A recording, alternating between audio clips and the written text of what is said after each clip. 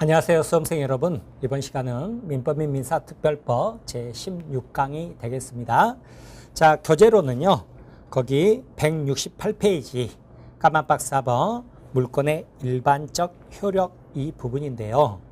여기는 크게 보면 두 가지예요. 양가로 1번 물권의 우선적 효력하고요.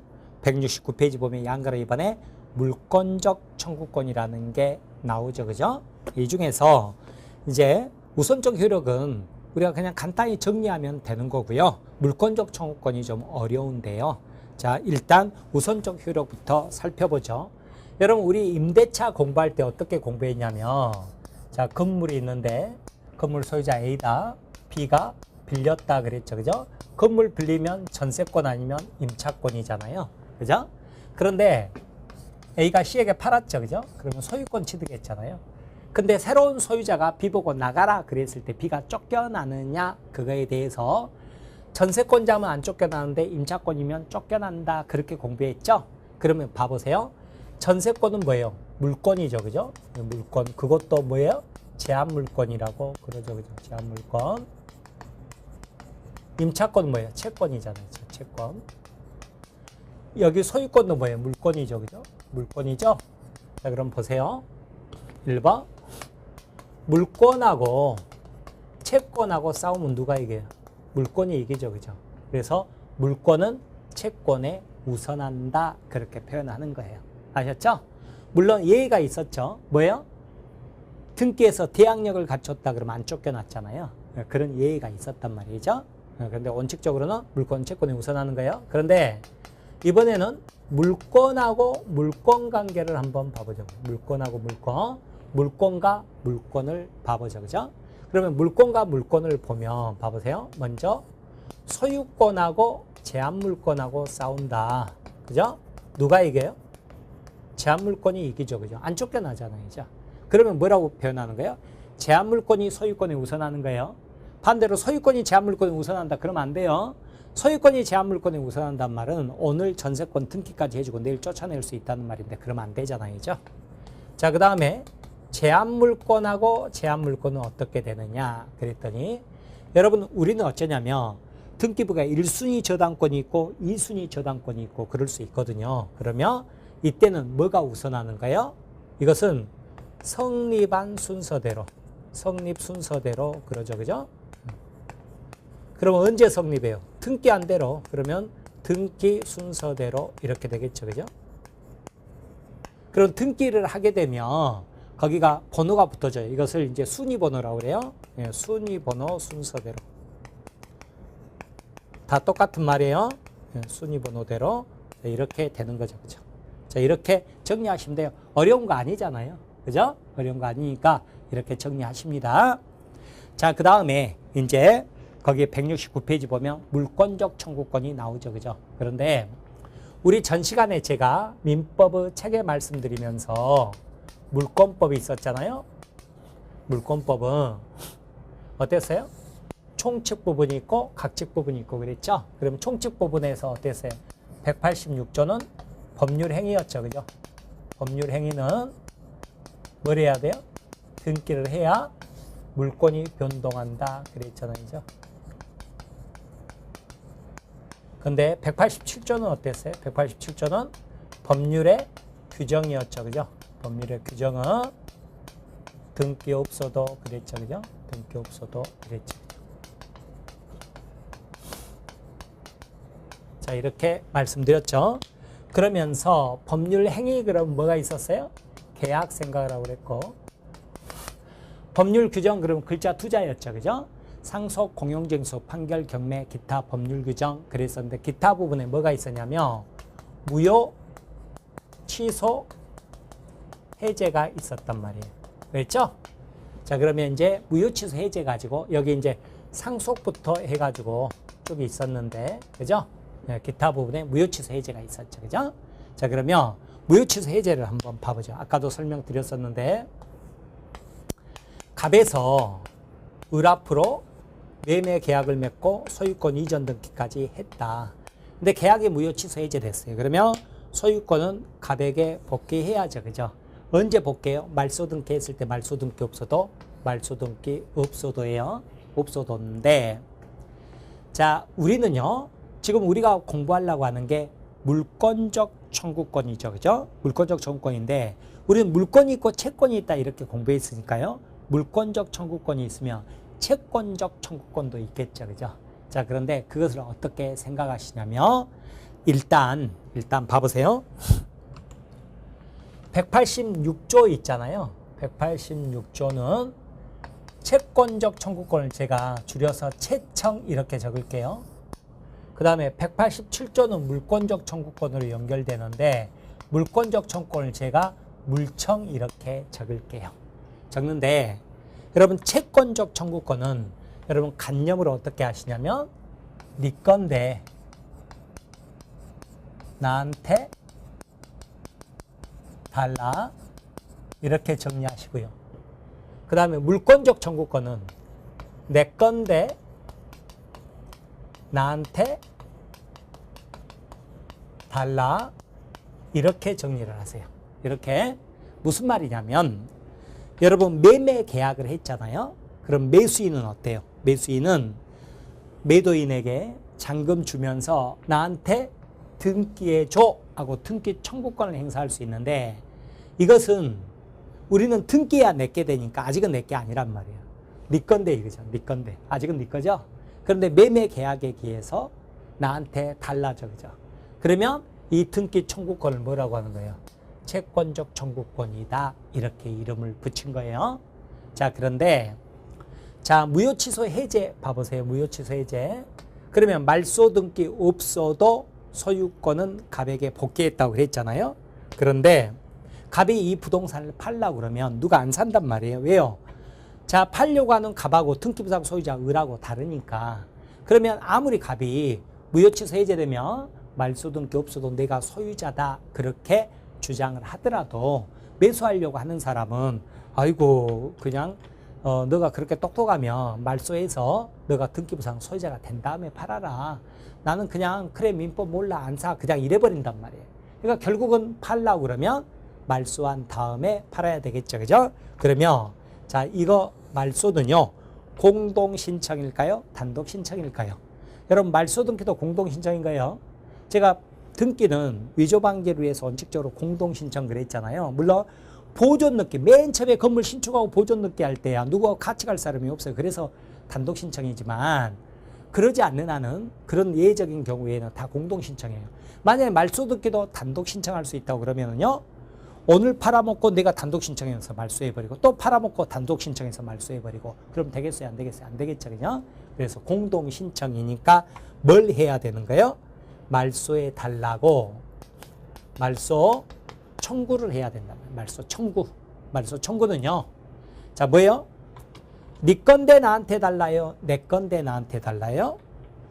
말소 등기 없어도 내게 됐잖아요. 그죠? 그러니까 뭐예요? 내 건데 나한테 달라죠. 그죠? 물권적 청구권, 채권적 청구권, 물권적 청구권이라고. 그죠? 그렇게 해서 말소한 다음에 이제 등기부상 소유자 갑이죠? 그럼 갑이 병에게 판다. 이렇게 가는 거죠. 그죠? 아셨죠? 자, 등기부를 보면 이건 등기법 문제인데 정확히 말하면 말소 등기는 어떻게 하냐면 3번 해가지고 2번 말소 이렇게 적어져 있어요. 2번 말소 이렇게 한 다음에 여기를 실선을 그어요. 그러면 여러분은 등기부상 소유자 갑이다 이렇게 되는 거예요. 그렇게 한 다음에 소유권 이전 등기 병 이런 식으로 가는 거예요. 이렇게 가는 건데 제가 강의 들을 때는 그냥 이거 안 적고 그냥 쭉 이렇게 그어버릴 거예요. 그렇게 이해하시고 계시기 바랍니다. 아셨죠? 자, 이렇게 말소 등기를 청구할 수 있어요. 이건 뭐라고요? 물권적 청구권이에요. 그런데 뭐 할 수도 있냐면 자, 이게 뭐 계속 넘어갔다. 계속 넘어가는데 말소 이렇게 해야 되는데 말소 등기 청구했는데 안 해주면 어떻게 돼요? 공동신청인데 어느 한쪽에서 협력을 안 한다 그러면 소송해야죠. 말소 소송 제기해야 된단 말이에요. 그래서 승소하면 판결서 들고는 단독 신청하더라도 위조 위험이 없죠. 그래서 항상 공동 신청 원칙인데 협력 안 한다 그러면 판결에 의해서 단독 신청 이렇게 가는 거예요. 그런데 그렇게 해서 말소 해 가려고 하니까 귀찮잖아요. 그러면 어떻게 할 수도 있냐면은요. 말소 이렇게 안 해가고요. 말소 안 해가고 어떻게 할 수 있냐면 갑은요.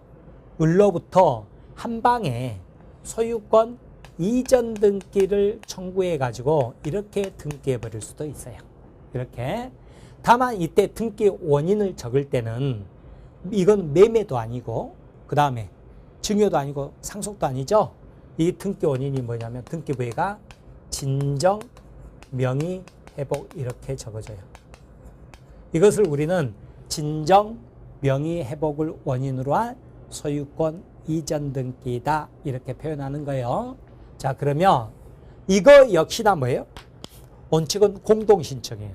그러니까 갑은 을에게 말소등기 청구할 수도 있지만 진정 명의회복을 원인으로 소유권 이전 등기 해달라고 청구할 수도 있는 거예요. 근데 을이 협력 안 한다. 판결위에서 단독 신청이 이렇게 가는 거예요. 그래서 어쩌냐면 이 말소 등기 청구하는 거나 진정 명의회복 청구하는 거나 둘 다 성격이 똑같아요. 뭐예요? 내 건데 나한테 달라. 물권적 청구권이다. 그러는 거예요. 내 건데 나한테 달라. 알아두세요. 진정 명의회복 원인으로 소유권 이전 등기를 말소 등기 청구에 가름해서 할 수 있다는 것도 자 이렇게 봐두시기 바랍니다. 자, 그러면 이제 이 부분 지울게요. 자, 그러면 우리는요. 물권이 뭐가 있었어요? 소유권도 있고, 그죠? 여기 공부했죠? 점유권도 있고 소유권도 있었잖아요. 그죠? 여기 점유권도 있고 소유권도 있었죠? 그리고 영유물권, 담보물권 이걸 뭐라고 그랬어요? 제한물권 그랬죠. 그죠? 제한물권. 그러면 자, 이제 점유권에 기초한 물권적 청구권도 있고요. 소유권에 기초한 물권적 청구권도 있고 제한물권에 기초한 물권적 청구권도 있는 거예요. 그러면 제가 그것을 이제 전물청, 소물청, 그 다음에 제한물권에 의한 물권적 청구권, 제물청 이런 식으로 적을 거예요. 그러니까 그렇게 알아두세요. 자, 알아두시는데 자, 봐보시면 여러분 이제 점유권이라는 게 뭘 말을 하느냐 그랬더니 나중에 나옵니다만 여러분 이 책은 동산이죠. 근데 동산, 부동산 다 똑같은데요. 이 책은 내 거예요. 그럼 나에게 소유권이 있어요. 그런데요. 제가 이 물건을 여기 있던 것을 이렇게 옮겨 놓을 수 있잖아요. 그러면 내가 이 물건을 사실상 지배를 한다고 표현을 해요. 사실상 지배. 그러면 사실상 지배를 하면 등기할 수 없는 권리라고 그랬죠? 그냥 당연히 인정되는 권리가 점유권이에요. 그러면 나는 하나의 물건에 대해서 점유권도 있고 소유권도 있는 거죠. 그죠? 그런데 이 양자는 분리될 수 있는 게 도둑놈이 훔쳐갔죠. 그죠? 훔쳐갔다 그러면 사실상 지배를 도둑놈이 하잖아요. 그러면 도둑놈에게 점유권이 있는 거예요. 하지만 소유권은 여전히 나에게 있어요. 이렇게 분리될 수 있죠. 그러면 나는 내가 이제 내 건데 나한테 달라 물권적 청구권 행사하는 거죠. 그렇게 해서 찾죠. 그럼 나는 또 어때요? 점유권도 있고 소유권도 있고 그렇게 되는 거예요. 자, 그렇게 보는 거예요. 부동산도 마찬가지예요. 이 사실상 지배는 꼭 거리 개념이 아니라요. 자, 주차장에 내가 주차하고 여기 왔다 그러죠. 그러면 차 내 거예요. 소유권 나에게 있지만 사실상 지배를 내가 하고 있다고 봐요. 멀리 떨어져 있지만 점유권도 나에게 있다 그런 거예요. 나에게 있다. 자, 그러면 이제 부동산을 한번 설명드려 볼까요? 자, 우리 강화도에 내 소유 토지 있다. 여러분 소유 토지 있다 그랬죠? 그러면 여러분이 갑이다. 여러분이 등기가 돼 있죠? 여러분 소유권이 있죠. 그죠? 멀리 떨어져 있지만 여러분이 사실상 지배를 하고 있다고 그래서 여러분이 점유권이 있는 거예요. 그런데 어느 날 가서 보니까 누가 무단으로 건물을 신축했더라 그 말이죠. 자, 그러면 우리는 토지하고 건물은 별개의 부동산이라고 저번 시간에 공부를 했죠. 그죠? 그리고 건물은 언제부터 비바람 막을 수 있을 만큼 건물 지었을 때 보존등기 없어도 그죠? 보존등기 없어도 소유권이 인정됐죠. 그죠? 그리고 이 건물은 누가 점유하는 거예요? 을이 점유를 하고 있다. 이렇게 가는 거죠. 그죠? 이렇게 가는 건데, 자, 이때요. 여러분은 건물이 들어서 있는 이 대지 있잖아요. 대지에 대해서 여러분은 점유권을 뺏겨버렸어요. 뺏겨버렸어요. 그래서 어쩌냐면 항상 우리 판례는 건물이 들어서 있는 이 토지의 점유는 누가 하고 있느냐? 건물 소유자가 이 건물에 들어서 있는 이 토지를 점유하고 있다. 이렇게 표현을 해요. 그러니까 만약에 을이 건물을 신축했다 그러면 여러분 갑은요. 토지에 대해서 소유권은 있고 점유권은 없어요. 건물은 을이 소유권, 점유권이 있는데 토지에 대한 점유도 을이 하고 있는 거예요. 이렇게 되는 거예요. 설령 이게 이제 을이 미국 놀러 가 있다 하더라도 항상 건물 소유자예요. 그러니까 건물 임차인 같은 사람은 소유자 아니죠?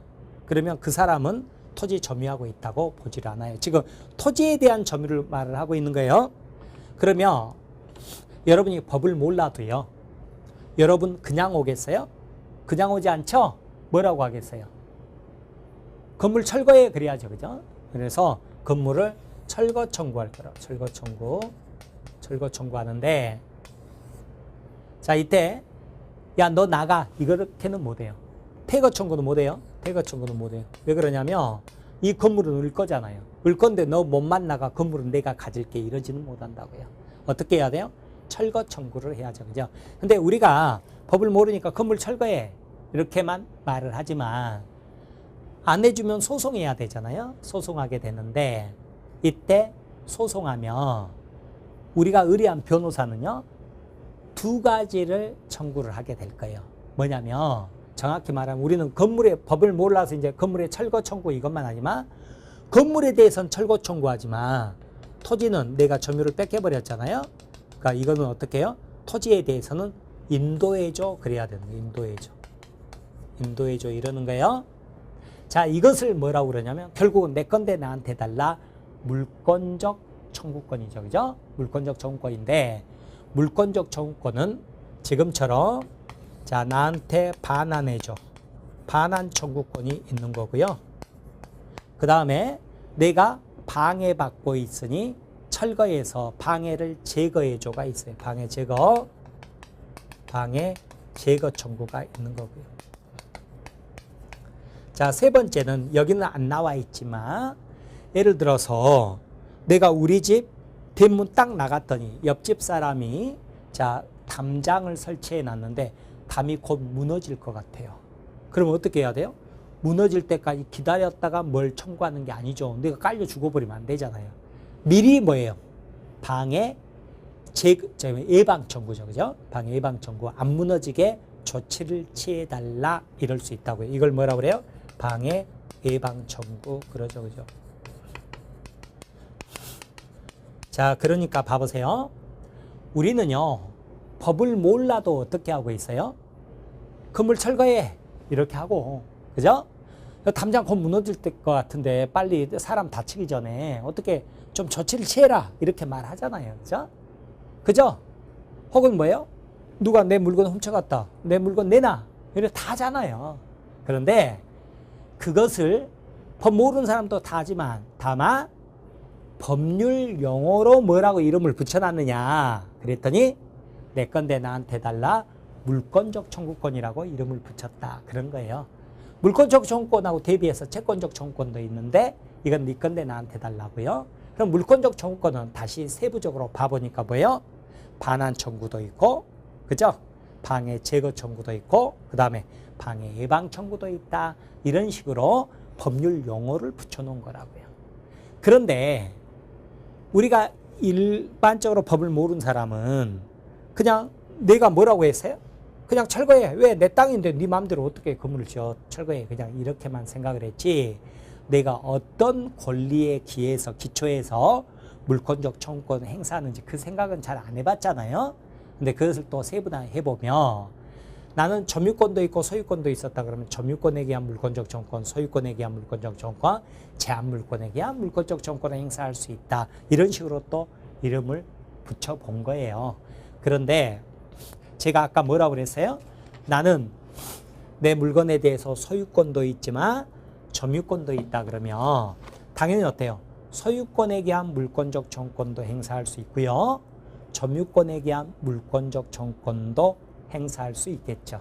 그죠? 두 번 행사할 수 있어요. 그런데 이 의미가 뭐냐면 내가 소유권에 대한 물권적 정권을 행사했는데 상대방이 안 줘요.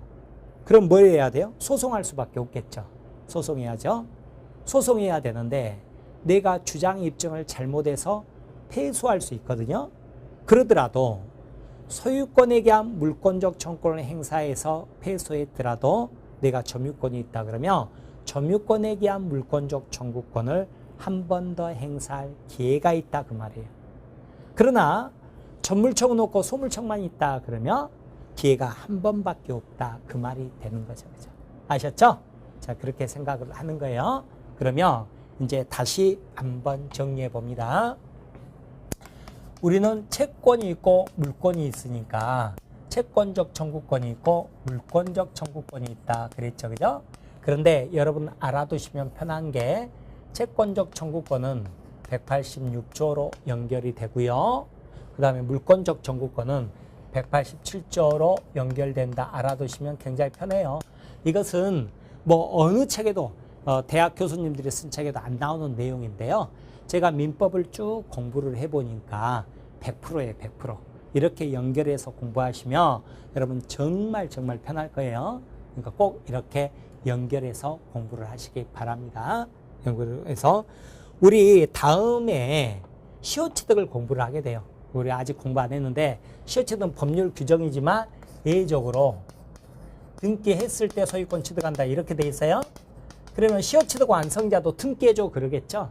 그럼 등기했을 때 내게 되니까 뭐가 되겠어요? 아직은 네 건데 나한테 달라. 물청 채청 이렇게 가는 거죠. 그런 식으로 정리를 하시면 굉장히 편해요. 그런데 자 이제 물권적 청구권이라는 것도 봐보세요. 물권적 청구권을 우리가 공부하려고 하잖아요. 물권적 청구권인데 물권적 청구권도 봐보니까 어떻게 돼 있냐면 자 점유권도 있고 소유권도 있잖아요. 그죠? 그러니까 뭐가 있어요? 점물청, 점유권에 기초한 물권적 청구권이 있고 그 다음에 뭐가 있다고요? 소유권에 기초한 물권적 청구권이 있다고요. 그 다음에 제한물권에 대한 물권적 청구권도 있다고 그랬죠? 제한물권에 대한 물권적 청구권도 있다 그랬잖아요. 자, 일단 이렇게 생각을 해보는 거예요. 그리고 이것을 이제 정리해서 가는 거예요. 정리해서 가는 건데 자 봐보세요. 자 먼저 물권적 청구권의 종류죠. 그죠? 종류, 내용이죠. 그죠? 종류인데 정류, 내용이라고도 그러죠. 그죠? 그러면 자 점유물 뭐가 있어요? 반환 청구가 있죠. 반환 청구권이 있고 두 번째 점유물 방해 제거 청구권이 있고요. 세 번째 점유물 방해 예방 청구권이 있다고요. 점유물 방해 예방 청구권이 있는 거예요. 그러면 소유권도 마찬가지겠죠. 그죠? 네, 소유물 반환 청구권이 있고요. 그 다음에 두 번째 소유물 방해 제거 청구권이 있을 거고요. 방해 배제 청구권이라고도 해요. 세 번째 소유물 방해 예방 청구권이 있어요. 이렇게 세 가지가 있는데 우리 민법 규정은 어떻게 돼 있냐면 점유권 쪽에서 점유권에 대한 물권적 청구권 법 규정을 하고 소유권에서 소유권에 대한 물권적 청구권 규정한 다음에 제한물권 쪽에서는요. 소유권에 대한 물권적 청구권을 가져다 쓴다. 뭐예요? 준용한다. 이렇게 돼 있어요. 법 규정 자체가 이렇게 돼 있는데요. 자, 그러면 이제 봐보세요. 제 예를 들어드립니다. 여러분이요. 제가 예를 항상 1년 동안 똑같이 예를 2개 들어드릴 건데요. 여러분이 단독주택 마당에다가 빨래를 쭉 널어놨어요. 햇볕에 말리려고 널어놨다 그러면 빨래에 대해서 여러분이 소유권도 있고 사실상 지배를 하고 있으니까 점유권도 있죠. 그죠? 그런데 빨래가요, 바람에 날려서 옆집 넘어갔을 수 있죠. 또 하나는 옆집 사람이 빨래를 훔쳐갈 수도 있잖아요. 그러면 먼저요, 바람에 날려서 빨래가 넘어갔죠. 그죠? 빨래가 넘어갔죠? 그러면 여러분 법 몰라도 어떻게 할 거예요? 아, 이제 빨래 내 거 아니구나. 이렇게 생각하나요? 그게 아니죠. 그죠? 당연히 뭐예요? 옆집 사람 보고 누구 엄마야 빨래 좀 주워줘. 이렇게 하잖아요. 그죠? 법 몰라도. 근데 이것을 이제 법률 용어로 뭐라고 그러냐면 내 건데 나한테 달라. 물권적 청구권 이렇게 표현하는 거죠.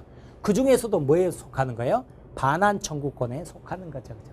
반환 청구권에 속하는 거죠. 자, 이러죠. 그런데 이 경우 바람에 날렸을 때 이때 내 건데 나한테 달라는 전물청이냐 소물청이냐 둘 다 되느냐 그 문제죠. 그죠? 그랬더니 이 경우는요, 소물청만 돼요. 전물청이 안 돼요. 왜 그러냐면 전물청은 침탈을 당했을 때만 가능하다. 절도강도 당했을 때만 가능하다. 제가 그렇게 정리를 해드릴 거예요. 그런데 옆집 사람이 훔쳐갔어요. 훔쳐갔으면 어떻게 돼요? 도둑놈이니까 형사처벌 받는 것은 별개로 민사상으로 어때요? 야, 내 빨리 내놔 그러잖아요. 그죠? 표현이 이제 부드럽게 안 하고 열받아서 하는 말이지만 결국은 뭐예요? 내 건데 나한테 달라. 물권적 청구권이죠. 그죠? 근데 훔쳐갔을 때 내 빨래 나한테 달라. 물권적 청구권은 전물청이냐 소물청이냐 둘 다 되느냐 그 문제거든요. 근데 이 경우는 둘 다 된다고 그래요. 왜 그러냐면 훔쳐갔죠. 그죠? 훔쳐간 것은 침탈이니까 그거거든요. 그래서 자, 점유권에 대한 물권적 청구권은요, 자, 권리를 행사할 수 있는 자 있죠. 그죠? 권리를 행사할 수 있는 자인데 행사할 수 있는 자가 침탈을 당한 자예요. 침탈을 당한 자. 그래서 제한이 있어요. 그러면 여기서 침탈을 당했다는 게 뭐냐? 절도, 강도 말한다고요. 절도, 강도 두 가지라고 생각하시면 돼요. 절도가 뭐예요? 훔쳐갔다. 강도가 뭐예요? 뺏어갔다. 그러죠. 그죠? 그래서 이것을 절치, 강치 이렇게도 표현을 해요. 법률용어로. 자, 그런데 그게 아니라 자, 사기당했다. 사기당했죠. 그죠? 사기당한 것은 절도 강도가 아니에요. 침탈이 아니에요. 속아가지고 내가 내 손으로 준 게 사기잖아요. 이건 침탈이 아니니까 자, 물권 전물청에 행사 못한다고. 또요, 바람에 날렸죠. 그죠? 바람에 날렸죠. 유실 이런 거 안 되는 거예요. 침탈이 아니에요. 내 손으로 줬다. 인도, 양도 안 되는 거예요. 자, 그래서 이때는 행사할 수 없는 거예요. 행사할 수 없다. 이렇게 보세요. 이렇게 보시는데 이때 상대방이 누구냐? 그러면 당연히 누구겠어요? 자, 침탈자겠죠. 그죠? 침탈자. 침탈자를 상대로 전물청을 행사해야 되겠죠. 그죠? 그런데 침탈자가 사망했대요. 그럼 상속인이 있을 거 아니에요? 이 상속인을 뭐라고 그러냐면 포괄승계인 그래요. 자, 승계는 승계하는데 어떻게 승계했어요? 포괄적으로. 그러니까 어느 특정 물건을 상속받은 게 아니라 상속인은 어떻게 돼요? 전부를 가져가든지 아니면 지분으로 가져가잖아요. 그죠? 전 재산의 지분을 가져가든지 포괄승계한다. 그래요.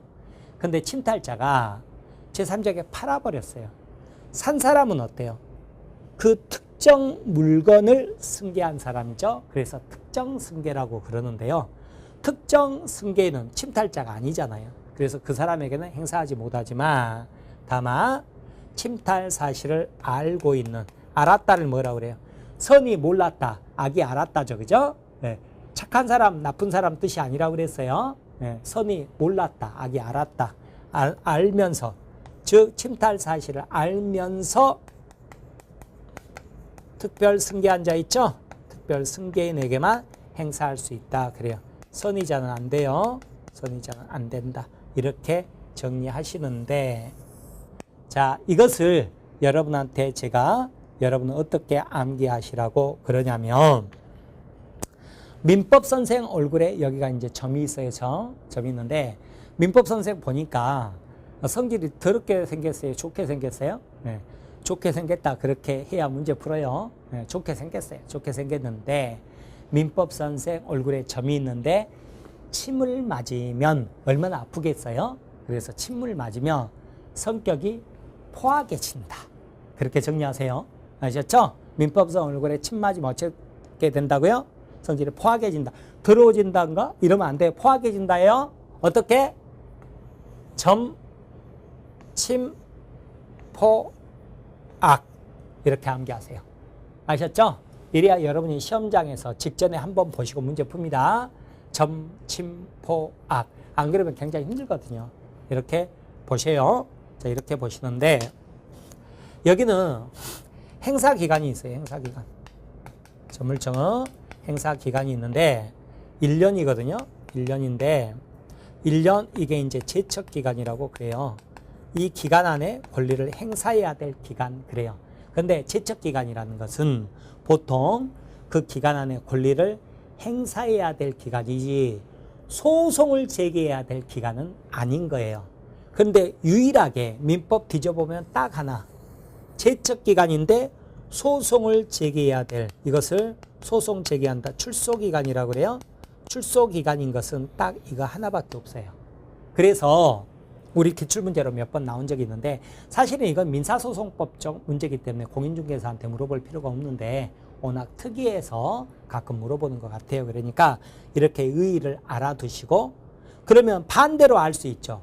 이게 아니라고 그러면 다른 곳에서 제척기간이 출소기간이다 이렇게 나오면 X예요. 전부 권리를 행사해야 될 기간이지, 이 권리 행사는 말로만 해도 되는 거예요. 그러지 꼭 소송을 제기해야 될 기간이 아니죠. 출소기간인 것은 오직 이것뿐이다. 그러니까 시험장에서 이렇게 보고 잊어먹고 하다가 시험장에서 직전에 한번 보는 거예요. 그러면 이제 틀릴 일이 없죠. 그죠? 자, 이렇게 보시는 거예요. 그런데, 자, 상대방의 고의가시를 요하느냐. 고의가실 필요 없습니다. 무슨 말이냐면, 물권적 청구는 뭐예요? 바람에 날려서 가서 내가 물권적 청구를 행사할 수 있잖아요. 상대방의 고의가실 없죠? 물권적 청구의 요건이 아니에요. 상대방 고의가실은. 근데 상대방이 훔쳐갔다 그러면 상대방 고의가실이 있죠. 그러면 물권적 청구권 플러스 뭐까지? 손해배상까지 청구할 수 있다. 이렇게 가는 거예요. 손해배상까지.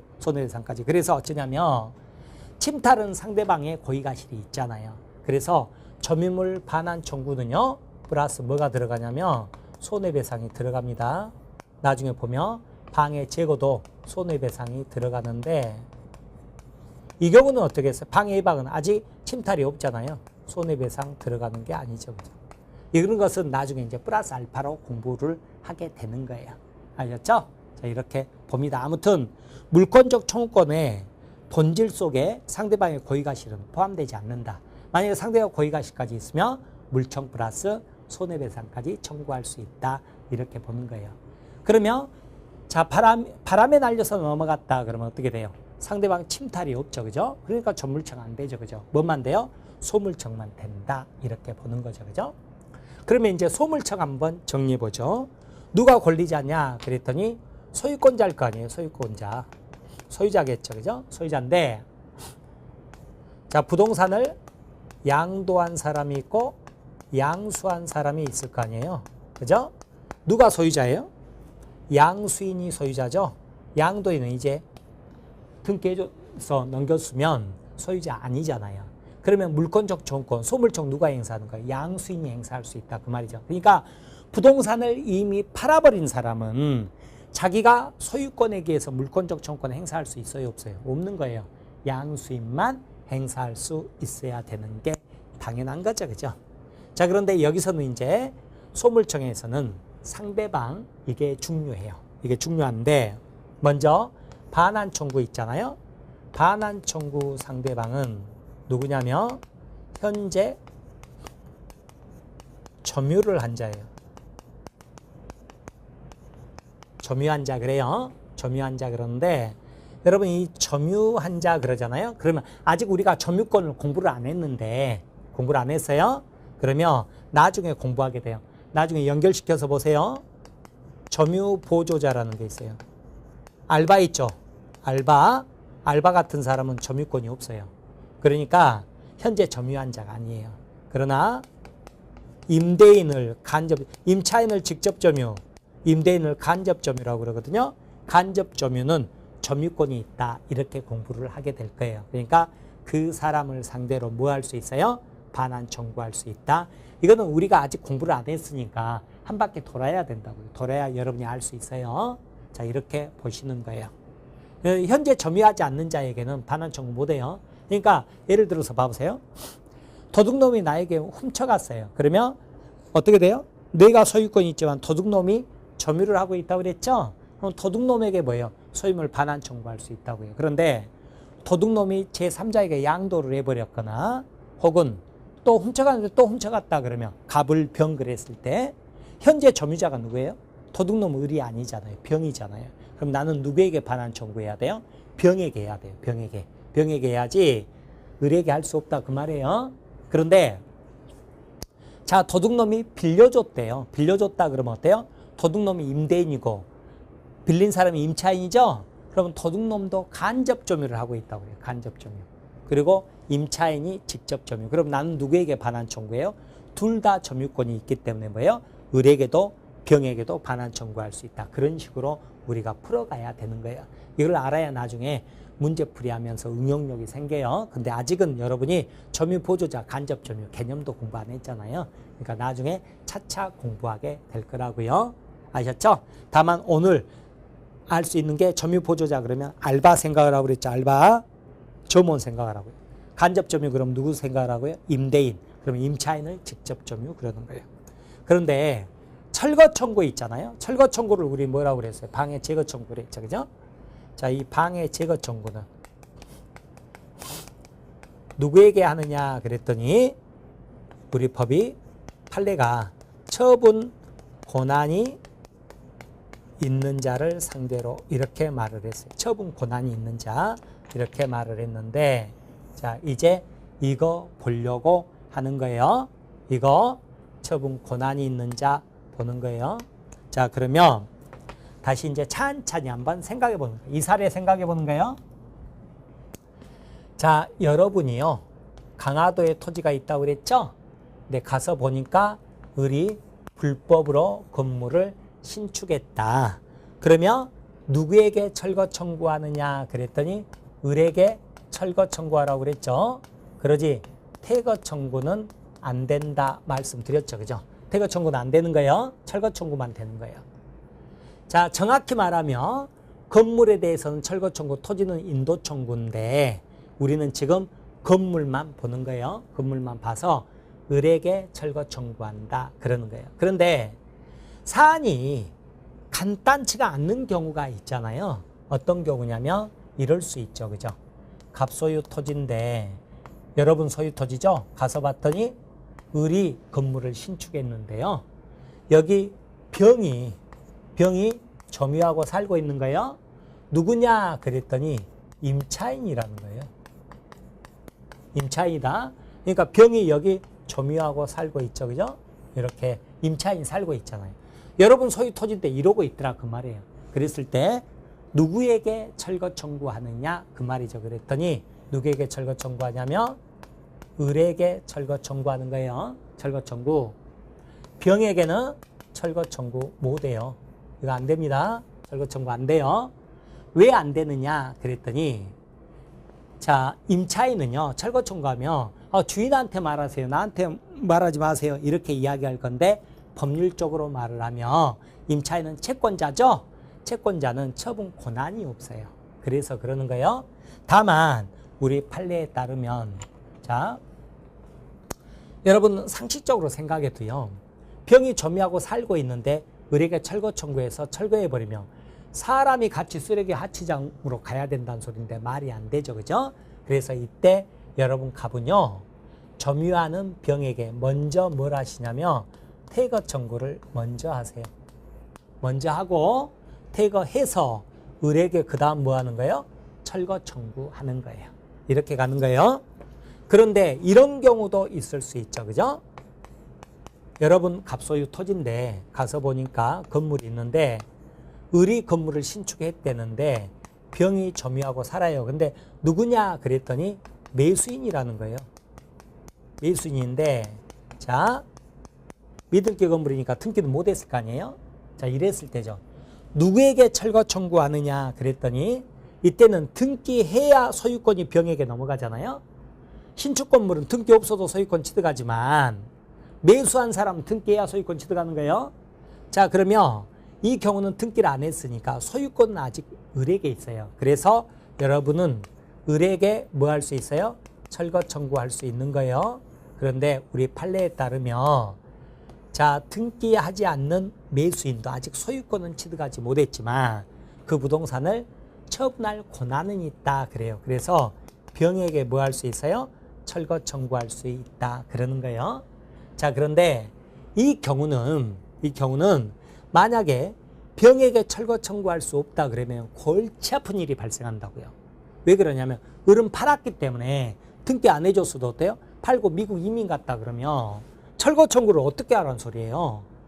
미국 이민 간 을에게만 해야 되고 병에게 못 한다 그러면 미국 뒤져야 된다는 소리죠. 그러면 안 되잖아요. 그죠? 그래서 현실적으로도 병에게도 철거 청구를 할 수 있어야 맞는 거죠. 그죠? 이것을 우리 판례는 병은 등기하지 않은 매수인 처분 권한이 있다. 이렇게 표현을 하고 있는 거예요. 아셨죠? 임대 내줬다 그러면 우리 미국 이민 간 게 아니죠. 그죠? 뭐예요? 월세 받고 있을 테니까 소재 파악이 쉽겠죠. 자, 이렇게 보는 거예요. 그러나 이것과 비교해서 자, 갑소유 토지인데 여기 을이 건물 신축했죠. 그죠? 그런데 병이요. 미등기 건물이니까 등기하기 어렵겠습니다만 어떤 사유로 등기가 됐다면 그죠? 등기가 됐어요. 등기가 됐다면 등기할 수 있는 경우도 있거든요. 나중에 등기법에서 공부하게 되는데 그 사용 승인을 받지 않는 건물도 그죠? 네, 이렇게 등기가 되는 경우가 있어요. 나중에 공부하면 아시겠지만 그러면 이 경우는 을이 소유자지만 등기까지 해줬으니까 을이 소유자 아니잖아요. 그러면 이 경우는요. 을은 아무 관계가 없으니까 을에게는 철거 청구 못해요. 누구에게만 철거 청구해야 돼요? 병에게만 철거 청구해야 되겠죠. 그죠? 이건 당연한 거죠. 그죠? 자, 그러면 우리가 자, 중점적으로 공부해야 될 것은 이거하고 이거는 쉽잖아요. 그럼 뭐예요? 이 부분이죠. 그죠? 이 부분이 좀 어렵죠. 그죠? 이 부분이 어려우니까 이렇게 비교해서 봐두세요. 이게 뭐하고 관련된 내용이라고요? 바로 이 철거 청구, 방해 제거 청구와 관련된 내용이에요. 이렇게 정리하시기 바랍니다. 자, 그 다음에 소유권이라는 것은 자 이제 소멸시효가 없다 그러거든요. 이 소멸시효하고 제척기간, 소멸시효는 공식적 우리 시험 범위가 아니기 때문에 여러분이 아실 필요 없어요. 구체적으로 아실 필요는 없는데 다만 소멸시효라는 것은 뭐냐면 자, 내 친구한테 네가 예를 들어서 1억 빌려줬다. 그러면 10년 안에 권리행사 안 하면 나는 돈 못 받는다. 이런 말 들어보셨어요? 네, 그게 뭐냐면 소멸시효죠. 일정 기간이 지나버리면 권리행사 못하는 거. 이게 왜 그러냐면 유럽 사람, 우리 민법이 일본 통해서 유럽 민법 들어왔다고 그랬잖아요. 유럽 사람들은 권리 위에 잠자는 자는 보호받지 못한다. 이렇게 생각을 했대요. 그래서 우리나라 사람 법감정에는 안 맞습니다만 소멸시효라는 게 있는데 다만 제척기간하고 비교하면 공통점은 기간 내에 권리 행사해야 될 기간 그걸 말을 하는데 소멸시효는 뭐 소송을 제기하거나 어쩌고 저쩌고 그러면 소멸시효 기간이 중단 정지가 있어요. 근데 제척기간 중단 정지가 없어요. 무조건 그 기간 지나면 권리 소멸해버려요. 그런 차이가 있는데 공식적 시험범위 안 들어가니까 그것까지 여러분이 공부할 필요는 없어요. 그런데 소유권이라는 것은 내가 금송아지 있죠. 그죠? 100년, 1000년을 소유하고 있죠. 우리 집 장롱에 넣어놨죠? 소유권 나에게 있죠? 그럼 100년, 1000년 지나도 소유권은 시효로 소멸한다는 게 있을 수가 없어요. 그래서 소유권에 대한 물권적 청구권도 소멸시효라는 게 없다. 그러는 거예요. 또 마찬가지로 소유권에 대한 물권적 청구권은 어때요? 상대방의 고의가실 필요 없다. 다만 상대방 고의가실까지 있다면 어떻게 된다고요? 물권적 청구권 플러스 손해배상까지 이렇게 가는 거예요. 먼저 이렇게 정리하는 거예요. 자, 그러면 이제 하나만 더 하죠. 그죠? 자, 이것은 우리가 아직 자, 점유권도 공부 안 했고, 얘 가치가 안 갔죠. 그죠? 네, 소유권도 아직 공부 안 했고, 지상권, 지역권, 전세권, 유치권, 질권, 저당권 아직 공부 안 했는데요. 여러분 봐보세요. 일단 이야기를 들어보세요. 내가 소유권도 있고 점유권도 있다. 그런 거예요. 소물청도 행사할 수 있고 전물청도 행사할 수 있어요. 도둑놈은 어땠어요? 소유권 없죠. 점유권은 있다고 그랬죠. 그럼 도둑놈도 점유권에 대한 물권적 청구권은 있는 거예요. 그러니까 도둑놈은 자기가 소유권 없죠. 점유권은 있잖아요. 근데 그 물건을 누가 또 훔쳐가죠. 그럼 소물청은 행사 못해도 뭐는 할 수 있어요? 전물청은 행사할 수 있는 거예요. 그때 도둑놈 주제의 전물청 행사에 이렇게 생각하면 안 돼요. 네, 점유권이 있으면 전물청 행사할 수 있는 거예요. 그러면 전세권자, 은행 지점 생각을 하고 그랬죠. 은행 지점 같은 경우는 그 사무실에 대해서 전세권이 있잖아요. 전세권이 있죠. 전세권이 있으면서 점유를 하고 있어요. 그래서 전세권에 대한 물권적 청구권도 있고 점유권에 대한 물권적 청구권도 있는 거예요. 그런데 유치권 아직 공부 안 했습니다만 유치권자는 점유를 해야 유치권이 성립합니다. 그러면 우리가 얼른 생각할 때는 유치권에 대한 물권적 청구권도 있고 점유권에 대한 물권적 청구권도 있을 것 같은데요. 유치권은요. 유치권은 준용하지를 않아요. 소물청 준용을 안 해요. 그 말은 뭔 말이에요? 유치권에 대한 물권적 청구권을 인정해주지 않는다는 거죠. 그죠? 다만 유치권자도 뭐네요? 점유는 하고 있죠. 그죠? 그래서 유치권자는 뭔만 행사해야 되냐면 점유권에 대한 물권적 청구권만 행사할 수 있다. 그래요. 그래서 유치권자는 유치권에 대한 물권적 청구권은 없는 거예요. 없어요. 뭔만 있다고요? 점유권에 대한 물권적 청구권만 행사해라. 그렇게 하고 있어요. 그 다음에요. 나중에 공부를 하시겠습니다만 지역권자 있죠. 그죠? 지역권이라는 게 있고 여기서 이제 공부하게 돼요. 지역권이 있고 그 다음에 저당권이 있는데 대표적으로 저당권이 뭐예요? 내 아파트 국민은행한테 담보물 제공하고 1억 원 빌린 거죠. 그죠? 그러면 이 아파트는 내가 그대로 살지 국민은행이 점유하지를 않잖아요. 그래서 점유하지를 않아요. 저당권자는 점유권이 없어요. 지역권도 통로 이용하는 통행권만 있지 점유하지를 않아요. 나중에 공부하게 돼요. 그래서 지역권이나 혹은 저당권자는요. 전물청이 없어요. 전물청이 없고 지역권에 대한 물권적 청구권, 저당권에 대한 물권적 청구권만 있어요. 하지만 그 내용 중에서도 반환 청구권이 없어요. 뭐하고 뭐는 지역권하고 저당권은 반환 청구권이 없어요. 왜 그래요? 왜 그러는 거예요? 왜? 자기가 점유하지 않으니까 자기한테 반환 청구를 못 한다고요. 그럼 뭔만 행사할 수 있어요? 지역권자, 저당권자는 방해 제거 청구, 방해 예방 청구만 행사할 수 있다. 이렇게 정리하시는 거예요. 아셨죠? 시험에 아주 잘 나오는 부분이니까요. 물권적 청구권은 이렇게 정리하시는데 물권적 청구권은요. 우리 교재뿐만 아니라 모든 교재가 세 군데에서 기술을 하고 있어요. 어디서 하고 있냐면 물권법 총칙 부분에서 한번 먼저 기술을 하고 있고요. 그 다음에 물권법 각칙가며 점유권에서 한번, 소유권에서 한번 이렇게 기술을 하고 있어요. 그래서 거기 보시면 교재로 일단 확인을 해보면 우리 교재도요. 169페이지 물권적 청구권 나오잖아요. 여기서 한번 나오지만 또 어디서 나오냐면 교재 236페이지 펴보세요. 236페이지 보면 까만 박스 4번에 점유보호 청구권 이렇게 나올 거예요. 점유보호 보호 청구권. 이게 뭐예요? 전물청하고 똑같은 말이에요. 자, 이렇게 나오고요. 그 다음에 또 한 번 어디가 나오냐면 소유권에서 나오죠. 그죠? 272페이지 펴보세요. 그러면 소유권에 대한 물권적 청구권 이렇게 나오잖아요. 자, 이렇게 보시는데 여러분 거기 먼저 236페이지 보면 점유보호 청구권도 양가로 2번 점유보호 청구권의 종류 그래서 한가로 1번 점유물 반환 청구 나오죠. 그죠? 반환 청구 나오고 넘겨보시면 238페이지 양가로 2번에 점유물 방해 제거 청구권 나오고요. 한가로 3번에 점유물 방해 예방 청구권 나올 거예요. 그러면 236페이지 자 거기 이제 확인만 하고 일단 넘어가죠.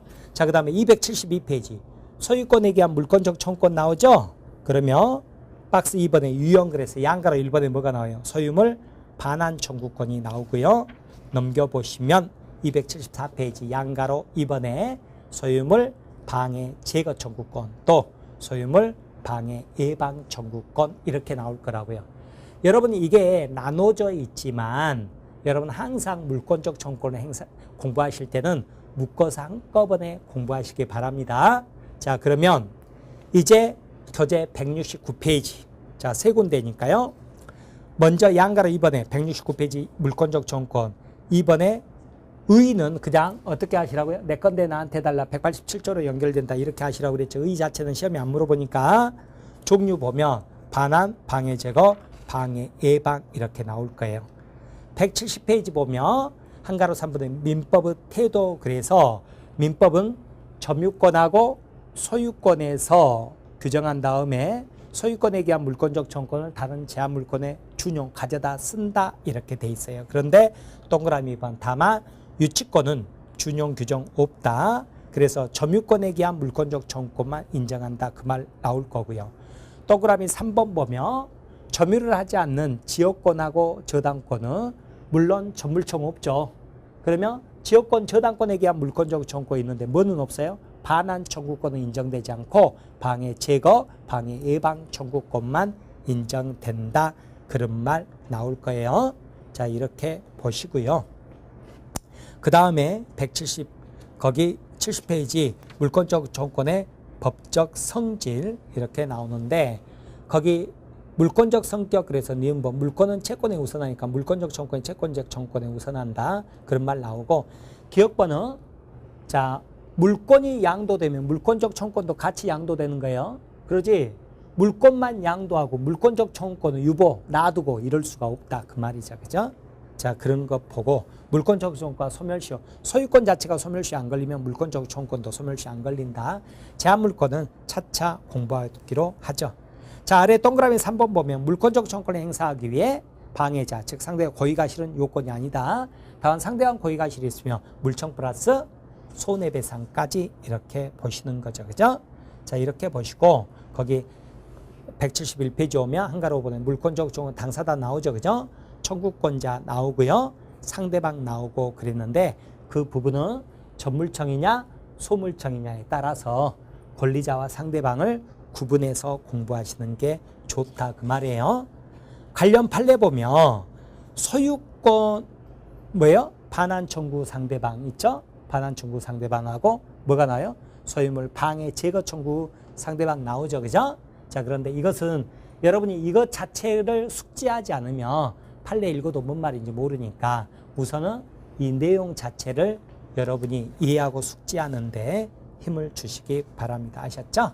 자, 그렇게 보시고 자, 넘겨보세요. 그러면 이제 넘겨보시면 뭐 172페이지 비용부담 문제 이런 것은 몰라도 좋아요. 제가 나중에 문제풀이 할 때나 잠깐 언급 드릴 거예요.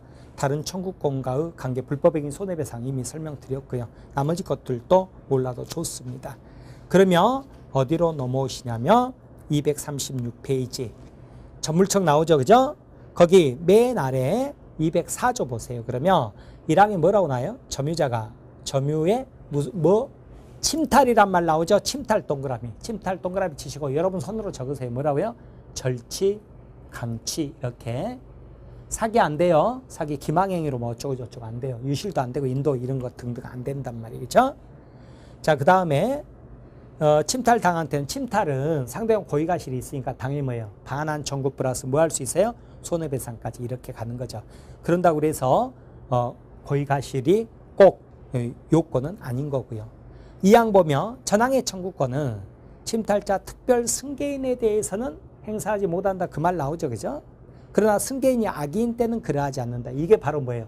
점, 침, 포, 악 이 말이죠. 그죠?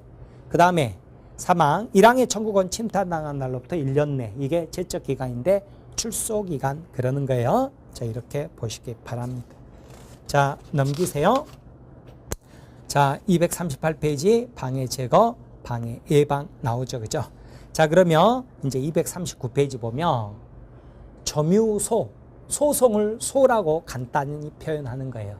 그다음에 본권의 소, 점유권 빼고 나머지 권리를 본권이라고 그랬죠. 그죠? 그럼 본권 대표적인 애가 소유권인데 우리 전물청, 소물청 둘 다 소송으로 제기할 수 있다고 그랬죠. 그러면 어때요? 208조 1하 점유권에 기인한 소송하고요. 본권에 기인한 소는 서로 영향을 미치지 않는다고요. 소유권에 기한 물권적 청구권을 소송으로 제기했다가 패소하면 다시 점유권에 기한 물권적 청구권을 행사할 수 있다고요. 그 말이고 그 다음에 이항 보면 점유권, 도둑놈은 어땠어요? 점유권이 있다고 그랬죠. 근데 소유권은 없다고 그랬죠. 그러면 도둑놈도 점유권에 기한 물권적 청구권을 소송으로 행사할 수 있잖아요. 그때 너는 소유권도 없는 주제에 이러면 돼요, 안 돼요? 안 된다고요? 그걸 뭐라고 표현해서 꼭 그 의미는 아닌데 여러분 그냥 그렇게 알아버리시는 게 편해요. 그러면 이 항이 뭐라고 표현하고 있어요? 점유권에 기인한 소는 본권에 관한 이유로 재판하지 못한다 그랬죠. 그죠? 자, 그런 식으로 여러분 간단히 정리하고 넘어가 버리세요. 그러면 이제 어디 표시냐면 272페이지 소유권에 기한 물권적 청구권 나오잖아요. 그죠? 자, 그러면 양가로 1번에 소유물 반환 청구 나오죠? 213조죠. 그죠? 소유자는 그 소유에 속한 물건을 점유한 자에 대하여 반환 청구할 수 있다 그랬잖아요. 반환 청구는 현재 점유한 자죠. 그죠? 점유한 자 그러는데 오른쪽 오시면 자, 한가로 2번에 청구권자는 뭐예요? 청구권자는 점유를 상실한 현재의 소유자 그랬죠. 그죠? 그런데 동그라미 2번에 보면 부동산을 양도한 전 소유자는요. 소유자가 아니잖아요. 그래서 소물차 행사 못하고 양수인만이 행사할 수 있다. 그 말이에요. 아셨죠? 3번도 마찬가지죠. 미등기 건물을 매수했으나 등기하지 못했다 그러면 소유권 취득 못했잖아요. 점유권은 있어도 소유권은 없어요. 그러니까 소물청 행사는 못해요. 전물청은 행사할 수 있어도. 그러면 한가로 3번에 상대방 나오죠. 그죠? 상대방은 현재 점유한 자 그랬잖아요. 그죠? 점유한 자 그랬죠. 그죠? 자, 그렇게 보시는 거죠. 자, 동그라미 4번은 도둑놈이 또 제3자에게 양도해버렸다 그러면 도둑놈이 현재 점유한 자 아니니까 병에게만 행사해라. 그게 동그라미 4번에 나오는 거고요. 5번 보면 어때요? 점유 보조자는 어때요? 점유권 없다 그랬잖아요. 그 사람을 상대로 안 되는 거죠. 그죠? 그러나 간접 점유자를 상대로는 할 수 있다고 그랬죠? 왜요? 간접 점유자는 뭐가 있으니까? 점유권이 있으니까 예, 그렇게 보세요. 그렇게 보시고 넘겨보세요. 자, 그 다음에 274페이지 소유물 방해 제거 및 방해 예방 청구 나오죠. 그죠?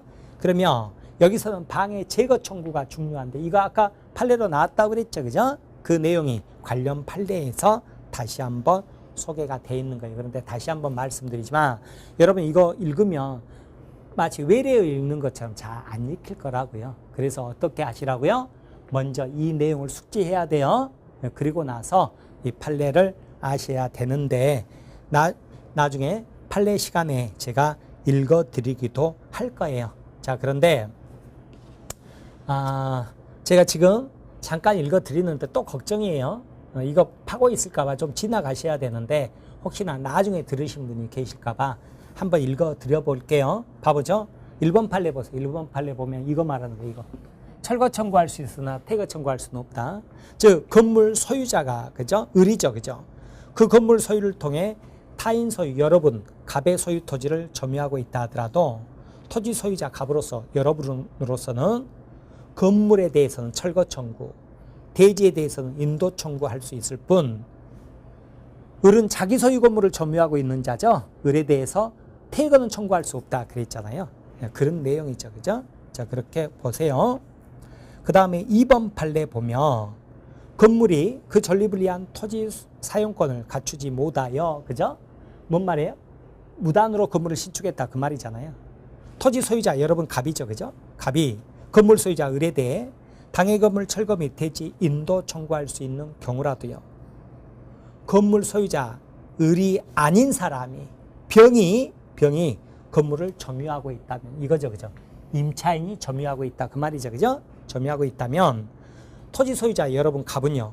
그 건물 점유를 제거하지 않는 한 사람 사는데 어떻게 철거를 하겠어요. 그죠? 위 건물 철거 등을 실행할 수 없다.